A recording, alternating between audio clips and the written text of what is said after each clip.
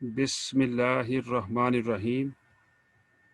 अज़ीज़ तुलबा व तालबात, अस्सलामु अलैकुम व रहमतुल्लाहि व बरकातहू। मैं उम्मीद करता हूँ कि आप सब लोग खैरियत से होंगे। बेटा, आज हम जो टॉपिक पढ़ना चाहते हैं उसका टाइटल है जनरल फंक्शंस ऑफ हाइपोथैलेमस। बेटा, यहाँ पर आपको एक ये डायग्राम दिखाई गई है। इस डायग्राम में हाइपोथैलेमस का स्ट्रक्चर दिखाया गया है। जैसा कि आप जानते हैं और इससे पहले मैं लेक्चर में बड़ा डिटेल से बता चुका हूँ, इसके डिफरेंट न्यूक्लियाई मौजूद होते हैं। जैसे कि for example anterior hypothalamic nucleus है, परी ऑप्टिक न्यूक्लियस मौजूद है, सुप्रा ऑप्टिक न्यूक्लियस यहाँ पर ये नज़र आ रहा है। इस तरह सुप्रा कियाज़मेटिक न्यूक्लियस ये दिखाई दे रहा है बेटा। और इसके साथ साथ बेटा ये देखिए, यहाँ पर एक और आपको डिफरेंट कलर में आर्कुएट न्यूक्लियस दिखाया गया है। इसी तरह वेंट्रोमीडियल न्यूक्लियस है बेटा।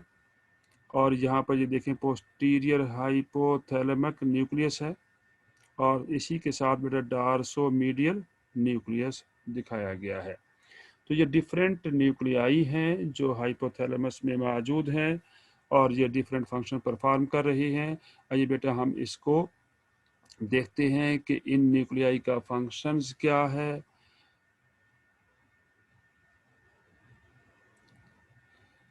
बेटा यहाँ पर देखें, जैसा कि मैं पहले बता चुका हूँ कि हाइपोथैलेमस में डिफरेंट न्यूक्लियाई प्रेजेंट होते हैं और वो डिफरेंट सेक्रेशन पैदा करते हैं, डिफरेंट फंक्शन परफॉर्म कर रही हैं।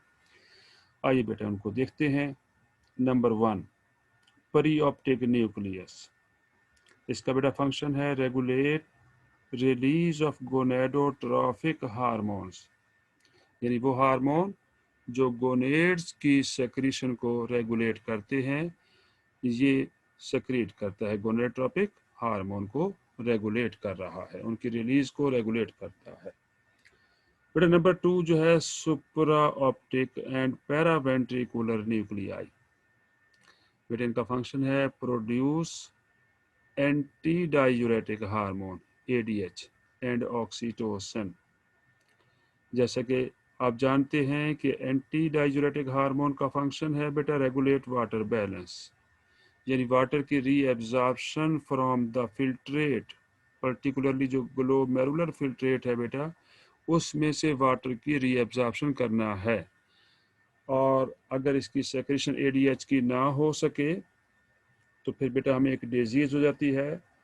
उस डिजीज को कहते हैं डायबिटीज इंसिपिडस, जिसमें फ्रीक्वेंट यूरिन आता है और हमें बहुत ज़्यादा प्यास भी महसूस होती है। बेटा सेकंड जो हार्मोन है जो इन्होंने रिलीज किया है ऑक्सीटोसिन। जैसा कि मैं पहले बता चुका हूँ, ऑक्सी का मतलब होता है बेटा क्विक, जल्दी से। टोसिन कहते हैं बर्थ। तो ये बर्थ के वक्त अपना रोल प्ले कर रहा है ताकि इजी बर्थ हो सके। उसके बाद बेटा ये एंटीरियर न्यूक्लियस। एंटीरियर न्यूक्लियस का फंक्शन है बेटा regulates body temperature bye dissipation of heat, heat को खारिज करना है। इसका फंक्शन हीट को खारिज करना है, टेम्परेचर को रेगुलेट करना है, और ये स्टिमुलेट करता है पैरासिम्पैथेटिक नर्वस सिस्टम। जैसे कि हम जानते हैं कि पैरासिम्पैथेटिक नर्वस सिस्टम जब हम रिलैक्स स्टेट में होते हैं तो उस स्टेट में ये फंक्शन परफॉर्म कर रहा है। जब हम रेस्ट में होते हैं, हमें कोई स्ट्रेस नहीं होता, उस वक्त parasympathetic nervous system function perform कर रहा है। तो इंटीरियर न्यूक्लियस जो है वो स्टिमुलेट कर रहा है पैरासिम्पैथेटिक नर्वस सिस्टम को। बेटा जैसे कि हम जानते हैं आर्कुएट, जिसे इनफेंडिबुलर न्यूक्लियस भी कहते हैं, इसका फंक्शन है प्रोड्यूसेस हाइपोथैलेमिक रिलीजिंग फैक्टर।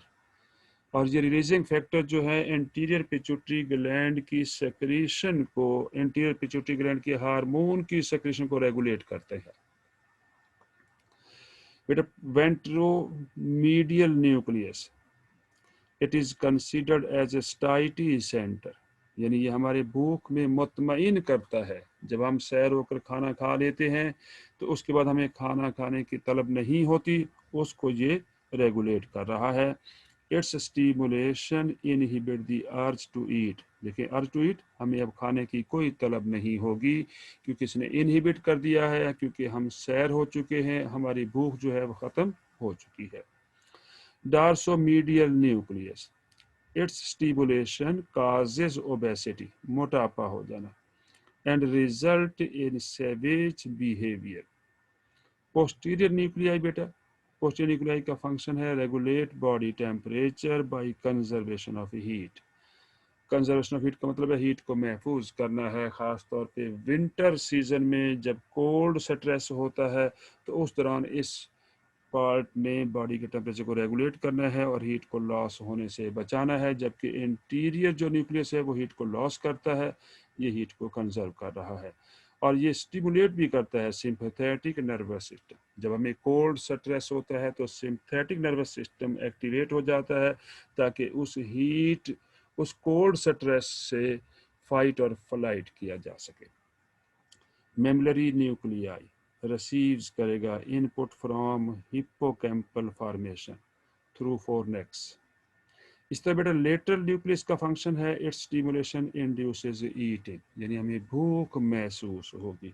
जैसे ही लेटरल न्यूक्लियस स्टिमुलेट होगा हमें भूख लगना शुरू हो जाएगी, और ये स्टिमुलेट होता है अगर हमारे ब्लड में ग्लूकोज का लेवल कम हो जाता है तो ग्लूकोज का लो लेवल जो है वो लेटरल न्यूक्लियस को स्टिमुलेट करेगा ताकि हम खाने की तलब हमें बढ़े और हम खाना खाना शुरू कर दें। बेटा बेटा हम बात कर रहे हैं जनरल फंक्शन के बारे में। ये तो आपको मुख्तलिफ न्यूक्लियाई हाइपोथैलेमस के दिखाए गए हैं और उनका फंक्शन बताया गया है।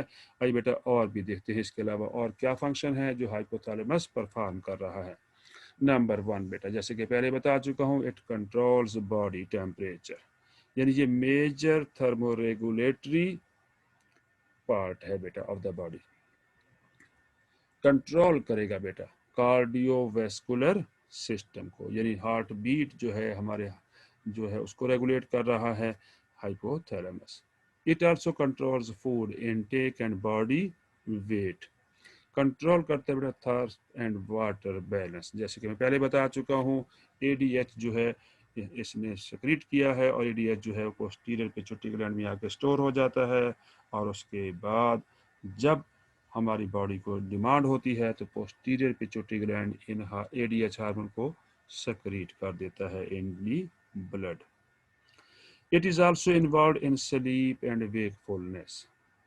It is also involve in emotional reactions. जब हम कोई जज्बाती हालात में होते हैं, कोई इमोशनल डिस्टर्बेंस होती है, तो इसमें हमारी बॉडी को नॉर्मल कंडीशन में लाने के लिए हाइपोथैलेमस का सिग्निफिकेंट रोल है। It is also involve in reactions to stress. जब हम स्ट्रेस सिचुएशन में होते हैं, हमें कोई स्ट्रेस हो जाता है, जैसे कि फॉर एग्जांपल हमें कोल्ड स्ट्रेस हुआ, सर्दियों का मौसम था, हमें बहुत ज़्यादा ठंड लग गई, उस दौरान इसने एक सेक्रेशन पैदा की जिसे हम कहते हैं TRF, थायरोट्रोफिन रिलीजिंग फैक्टर, जो इंटीरियर पिट्यूटरी ग्लैंड पर आकर अटैक करेगा और इंटीरियर पिट्यूटरी ग्लैंड उसके रेस्पॉन्स में एक हार्मोन रिलीज करेगा TSH, थायराइड स्टिमुलेटिंग हार्मोन। ये thyroid stimulating hormone thyroid gland पर एक्ट करता है क्योंकि टारगेट जो है थायराइड ग्लैंड है, और थायराइड ग्लैंड जो है उसके रेस्पॉन्स में थायरोक्सिन प्रोड्यूस करेगा। थायरोक्सिन जो है वो जनरल मेटाबॉलिक एक्टिविटी को एक्टिवेट कर देगा, इंक्रीज कर देगा, जिससे हीट की प्रोडक्शन होगी, और हीट प्रोड्यूस होने के बाद हमारा स्ट्रेस जो कोल्ड जो स्ट्रेस था वो ओवरकम हो जाएगा और हम उस पर काबू पा जाएंगे। बेटा it also controls ovarian secretion during ovarian cycle. जैसे कि हम जानते हैं कि फीमेल की ओवेरियन साइकिल के दौरान वहाँ पर स्पेसिफिक हार्मोन रिलीज होते हैं जिन्हें हम एस्ट्रोजन एंड प्रोजेस्टेरॉन कहते हैं, उनकी सेक्रेशन को भी हाइपोथैलेमस जो है वो रेगुलेट कर रहा है, कंट्रोल कर रहा है। इसके साथ साथ ये कंट्रोल करता है testicular secretion in case of male. Male में टेस्टोस्टेरोन एक हार्मोन सेक्रेट होता है और उस हार्मोन का फंक्शन है प्यूबर्टी, यानी जवानी, प्यूबर्टी को बुरुएकार लाना है, और उसके साथ साथ जो है स्पर्म की प्रोडक्शन को इनहांस करना है। थैंक यू वेरी मच बेटा फॉर वाचिंग माय लेक्चर। एक बात बेटा याद रखिए कि अपने वैल्यूएबल कमेंट्स बॉक्स में ज़रूर दीजिए और मेरे यूट्यूब चैनल को सब्सक्राइब करना मत भूलिए। इसे लाजमी सब्सक्राइब कीजिए ताकि हर नई आने वाला लेक्चर आपको मिल सके और आप इससे मुस्तफ़ीद हो सकें। हमारा नस्बुल आइन आपकी कामयाबी है। अल्लाह हाफिज़।